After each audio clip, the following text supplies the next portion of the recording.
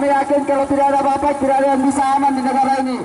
Karena itu saya minta teman-teman yang hadir pada hari ini menghargai pihak keamanan dan menghargai kami sebagai pihak aksi. Kita sama-sama perlu dihargai. Setuju? Baik teman-teman, saya kira saya ingatkan kembali bahwa hari ini adalah aksi damai. Setengah jam ke depan kita akan melakukan orasi di hadapan kantor DPR Kabupaten Goa. Tidak lain adalah mengingatkan kerjasama kita terkait dengan beberapa pengawasan kegiatan yang harus dilakukan di kabupaten. Kami berharap ada delegasi kami yang akan diterima di gedung aspirasi ini oleh salah satu pimpinan DPR yang ada di dalam. Oleh betapa besar pengorbanan pemuda Indonesia 94 tahun yang lalu. Hari ini kita implementasikan dalam semua gerakan untuk semua bersih-bersih di Kabupaten Goa. Cukup lama Kabupaten Goa terlalu banyak penyimpangan yang tidak terlihat oleh mata teman-teman kita yang ada di DPR. Oleh karena itu kami hadir untuk mengingatkan bahwa kita harus bersama-sama. Kalau ingin Goa bersih, maka kita harus hadir. Kaum pemuda harus hadir untuk menyuarakan itu. Undang-undang menjamin kebebasan menyampaikan pendapat, saudara-saudara sekalian. Undang-undang telah memberi ruang kepada kita untuk menyampaikan aspirasi kepada gedung DPR yang terhormat, agar teman-teman DPR dapat melihat bahwa ternyata di Kabupaten Goa masih ada segelintir orang yang kemudian menepikan dan melakukan KKN di bumi Kabupaten Goa ini. Oleh karena itu, teman-teman sekalian, sebelum saya membacakan pernyataan sikap dan kemudian kita harus diterima delegasi dari teman-teman yang ada di DPR untuk menyamakan persepsi kita. Baik teman-teman sekalian, kami hadir di sini atas nama TVPULI Indonesia Bersatu bersama dengan beberapa lembaga lainnya yang ada di Kabupaten Goa untuk mengajak teman-teman anggota DPR sebagai legislasi dan pengawasan anggaran di Kabupaten Goa untuk bersama dengan kita memberikan kesepahaman. Kami akan melakukan bersih-bersih berawal dari gedung PUPR yang saat ini kan.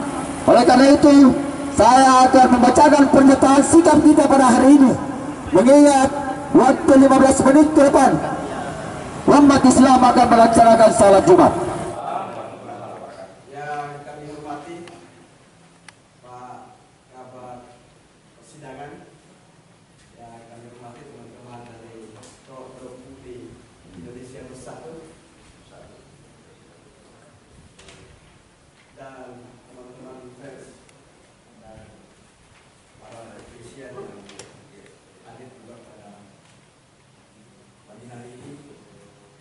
Syukur alhamdulillah kita panjatkan kehadiran Allah Subhanahu wa taala karena pada siang hari ini kita masih diberikan kesempatan kita bersilaturahmi.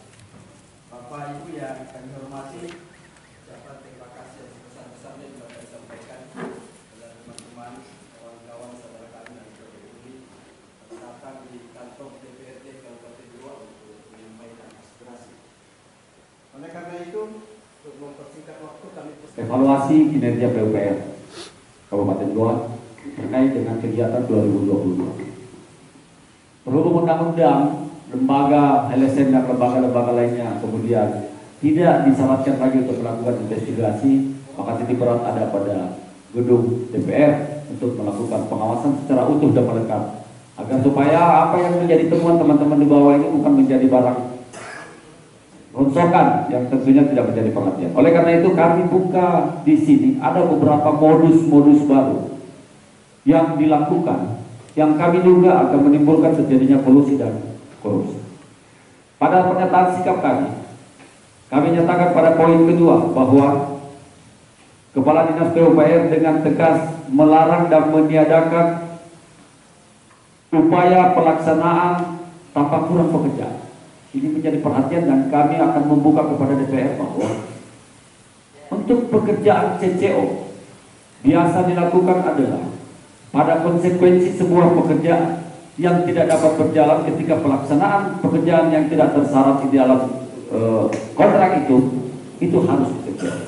Namun jika kemudian CCO hanya diperuntukkan kepada anggaran sisa yang kemudian telah dibuang di dalam pelelangan proyek dengan nilai penawaran di bawah HPS 20% dan dimenangkan, ini adalah cara terbaru untuk menjadi modus kolusi.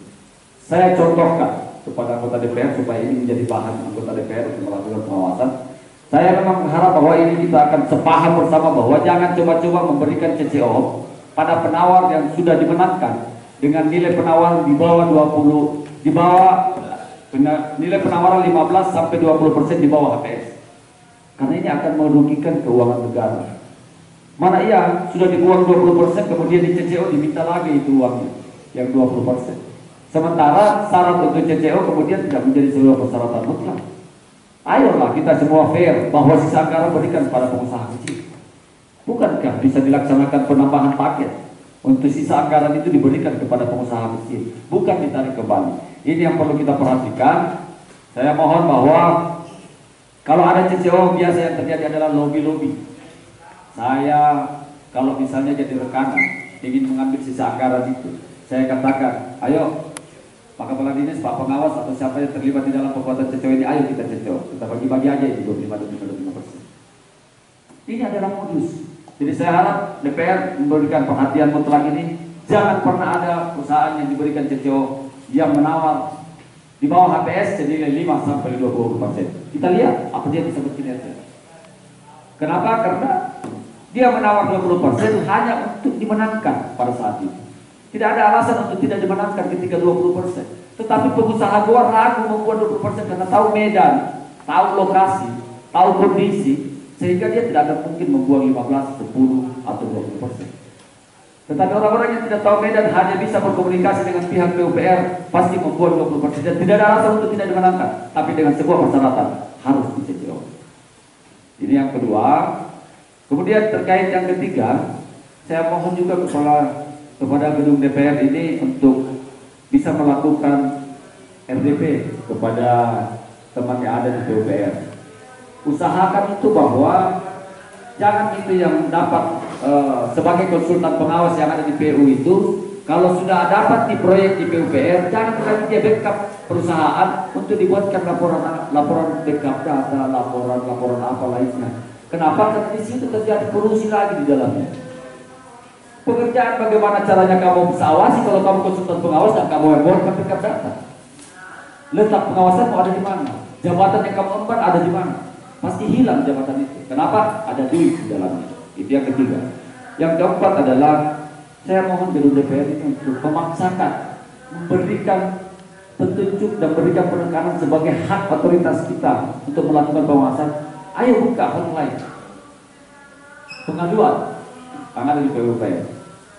Buka, supaya apa? Supaya informasi itu cepat masuk. Ini saja, sementara berjalan pelaksanaan pengaspalan yang ada di Tondok Indah, kalau tidak salah. Kemarin di Tondok Indah teman kami berteriak, baru beberapa hari sudah dilakukan pengaspalan, sudah rusak. Lantas bagaimana caranya disampaikan ke PUPR? Kita menyampaikan, dikatakan mengalur sembarangan.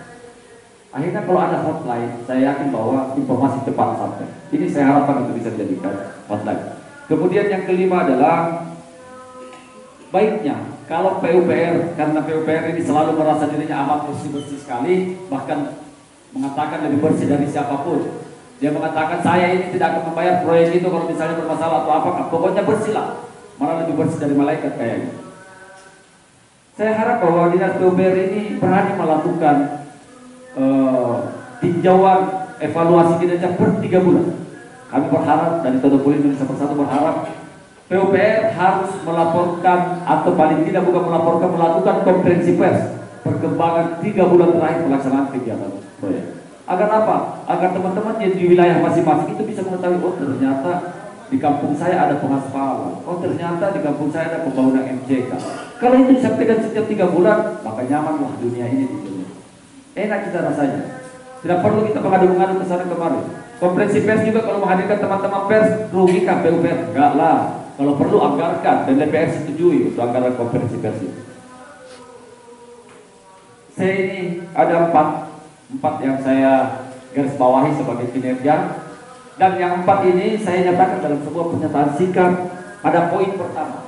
Poin pertama saya nyatakan bahwa pimpinan DPR Goa akan melakukan pengawasan atas kegiatan proyek secara utuh dan menyeluruh, serta bersedia menerima laporan masyarakat dan lembaga lainnya manakala poin 2, 3, 4, 5 yang saya sebutkan tadi ini dalam pernyataan sikap tidak berjalan sebagaimana mestinya.